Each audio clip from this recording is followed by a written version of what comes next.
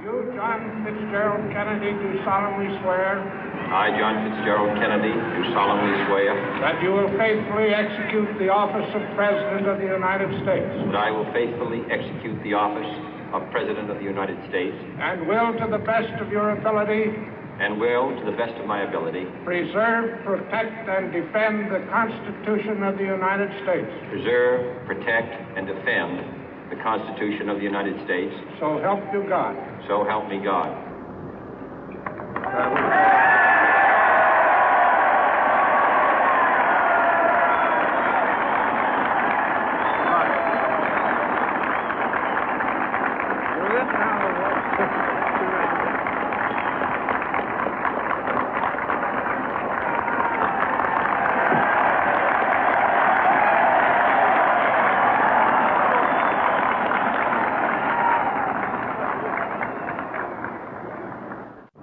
Vice President Johnson, Mr. Speaker, Mr. Chief Justice, President Eisenhower, Vice President Nixon, President Truman, Reverend clergy, fellow citizens.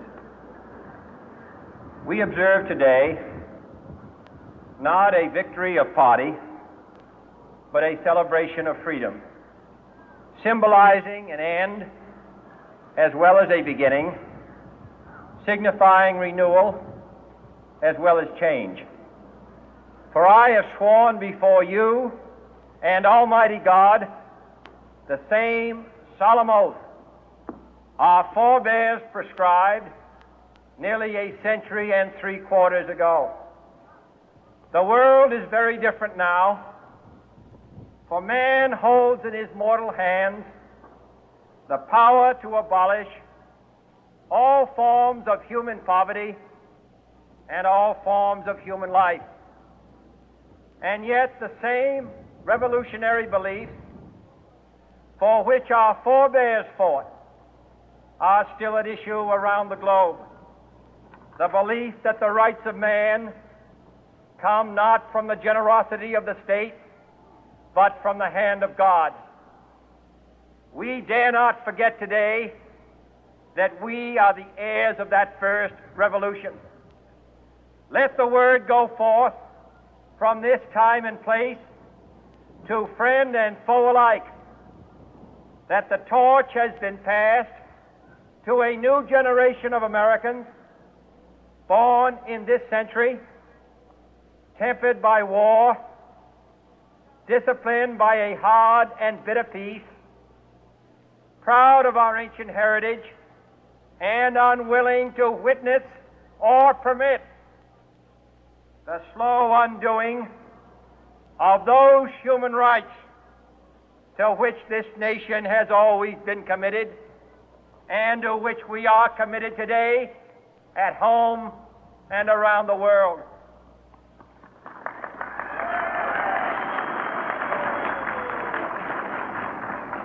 Let every nation know, whether it wishes us well or ill, that we shall pay any price, bear any burden, meet any hardship, support any friend, oppose any foe to assure the survival and the success of liberty.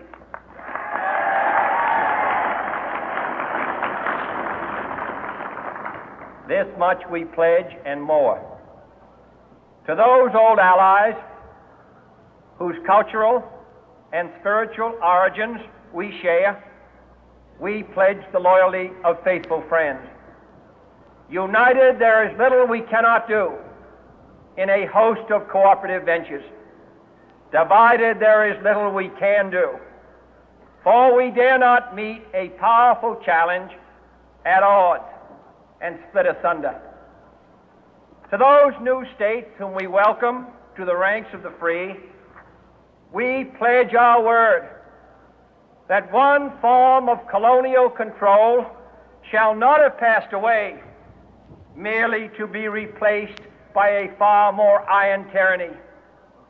We shall not always expect to find them supporting our view, but we shall always hope to find them strongly supporting their own freedom, and to remember that in the past, those who foolishly sought power by riding the back of the tiger ended up inside.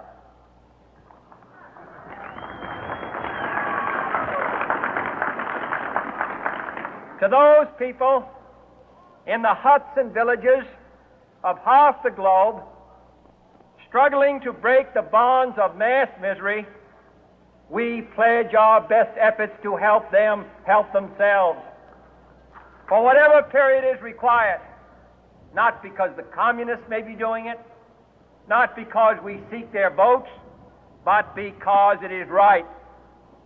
If a free society cannot help the many who are poor, it cannot save the few who are rich.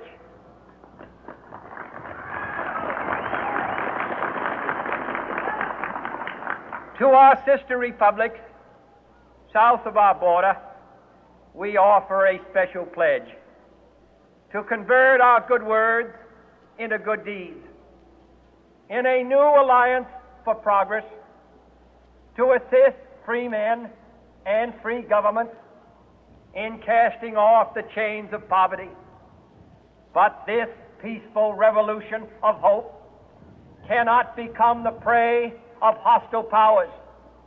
Let all our neighbors know that we shall join with them to oppose aggression or subversion anywhere in the Americas.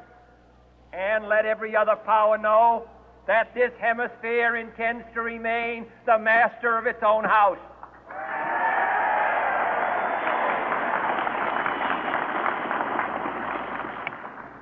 To that World Assembly of Sovereign States, the United Nations, our last best hope, in an age where the instruments of war have far outpaced the instruments of peace, we renew our pledge of support to prevent it from becoming merely a forum for invective, to strengthen its shield of the new and the weak, and to enlarge the area in which its writ may run.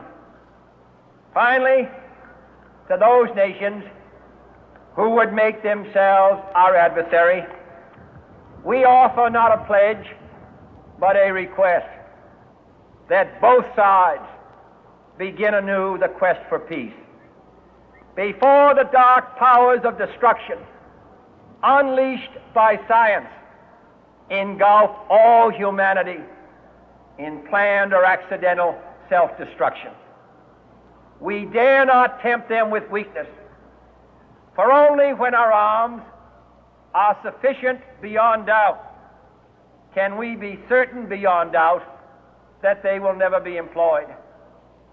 But neither can two great and powerful groups of nations take comfort from our present course, both sides overburdened by the cost of modern weapons, both rightly alarmed by the steady spread of the deadly atom, yet both racing to alter that uncertain balance of terror that stays the hand of mankind's final war.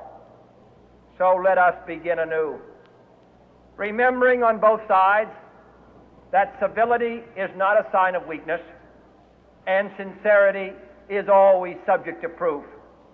Let us never negotiate out of fear, but let us never fear to negotiate.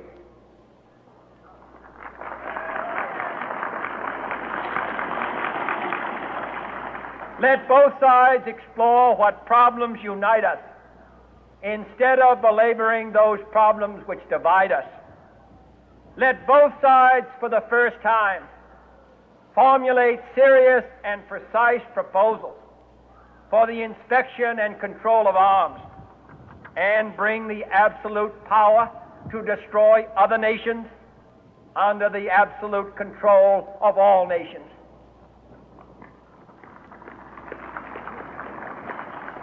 Let both sides seek to invoke the wonders of science instead of its terrors.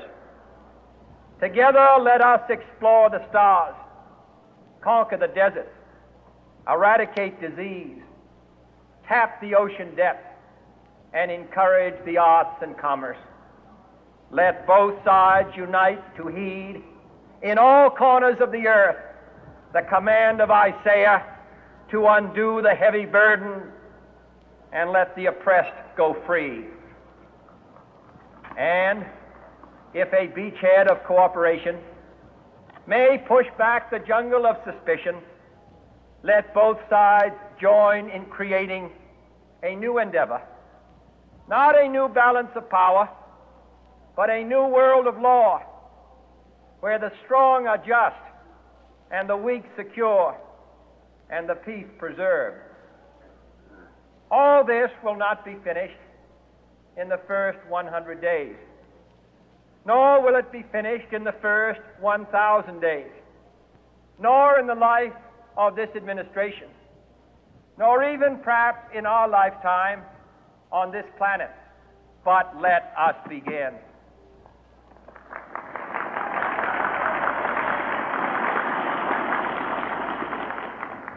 In your hands, my fellow citizens, more than mine, will rest the final success or failure of our course. Since this country was founded, each generation of Americans has been summoned to give testimony to its national loyalty. The graves of young Americans who answered the call to service surround the globe.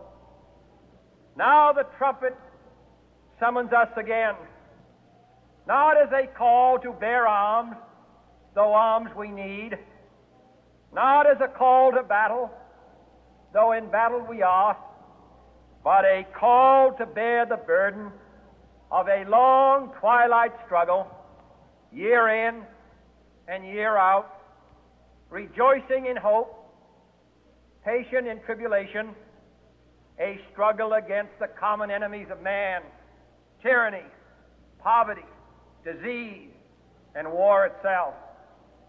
Can we forge against these enemies a grand and global alliance, north and south, east and west, that can assure a more fruitful life for all mankind? Will you join in that historic effort?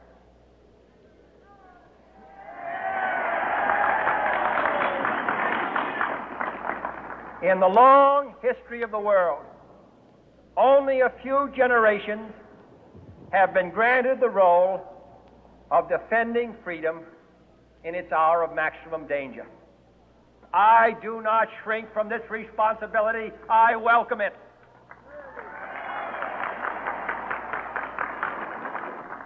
I do not believe that any of us would exchange places with any other people or any other generation.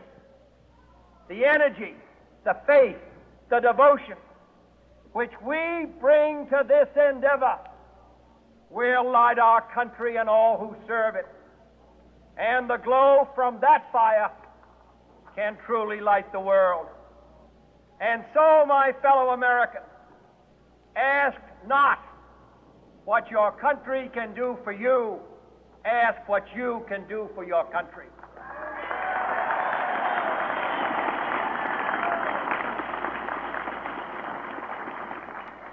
My fellow citizens of the world,